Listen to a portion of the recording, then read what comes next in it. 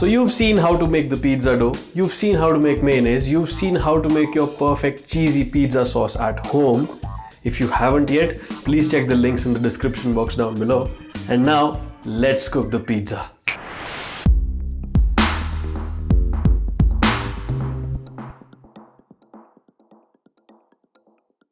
So here's our pizza dough, and as you can see, all the 3 balls have fluffed up even more. So what we will do is take one of them, flatten it around, put the toppings and stick them into the oven. Just take your hand and flatten it out. Make sure you don't make it bigger than your oven's tray, because then things are gonna get a little tacky.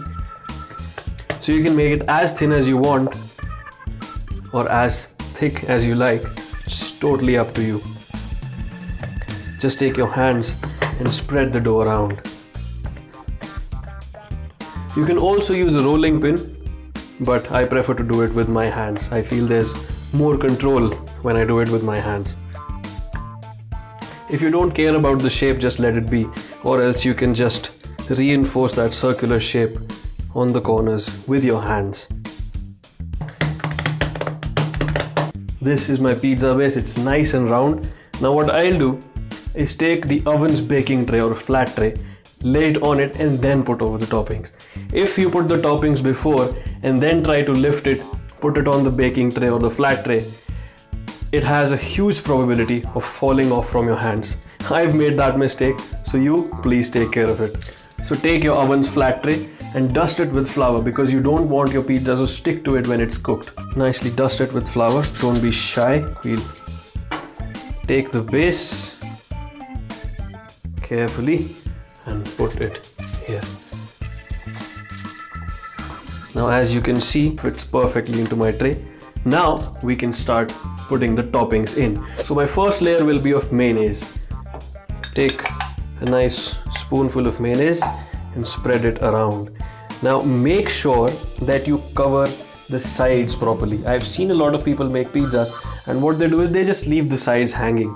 And what that does is it gives your crust a very bland taste. Then we'll put our homemade cheesy tomato sauce. Again, make sure that you are covering the sides properly. Now we will put the first layer of cheese. This layer of cheese will ensure that the toppings stick to the pizza and don't fall off. So I have some pizza cheese over here. This is a mixture of mozzarella and cheddar. Now if you are cutting down on calories, you can of course skip this layer, but well, what's the fun in a pizza without cheese? So just a thin layer of cheese, not much, because we'll put more later on the top. Now your cheese doesn't need to go all the way to the sides, because when it melts, it's gonna leak all over. Now is the time for some chicken. So I'm using these cold cuts. These are pre-cooked chicken salami and chicken sausages. All the macros are of course on your screen. 4 slices of salami, which is around 40 grams. And then I'll take 3 sausages, cut them in halves. So another 40 grams of sausages. So now let's come to the vegetarian toppings. First, I'm going to put on some sweet corn. I've just roasted this sweet corn. Here you can see on the cob. Take them off the cob and put them on your pizza. Now some vegetables. I'll use onions and capsicum. I love the flavor of these vegetables and they go really well with pizza. So now before I put on the bell peppers, I'm gonna grate a lot of cheese on top of this and then put on the bell peppers. It just gives a nice visual appearance to the pizza. The best part about making pizza at home is you can choose how much cheese you want. I just love lots of cheese on my pizza. I think this would be enough because we have a layer of cheese under the toppings and some cheese in the sauce as well.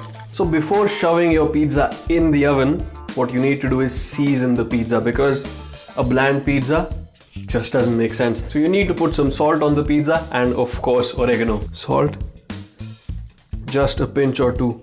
Sprinkle it over your pizza. This is what gives the pizza its characteristic flavor. Be generous with the oregano. Great, so now my pizza is ready to go into the oven. So for the oven, keep it at 250 degrees Celsius. Keep it at the baking mode, which means both the coils are active, and preheat your oven for at least 10 to 15 minutes before you put it in. So I have preheated my oven. Now, as I told you in the pizza dough video, that this crust, this base is going to be crisp on the outside and soft on the inside. So to get that base crispy, what you want to do is take the bottommost shelf of your oven and put the pizza there, because the toppings don't need to cook anymore. They are already either cooked or can be had raw. Keep it on the lowest shelf of your oven. So it's going to take around 10 minutes for this pizza to get ready. Let's see what happens in 10 minutes. 10 to 12 minutes, the pizza is done. Taking it off the tray. And the audio gave up on me, so I'm doing a little voiceover here. So the pizza came out nice and the base is crunchy. So I'm taking a knife and cutting it into pieces. So I've already put my second pizza into the oven. I hope you enjoyed the whole process of making pizza. And I'm always open to your suggestions, comments and questions. So please leave them down below. Hit the like button if you liked the process of making pizza at home.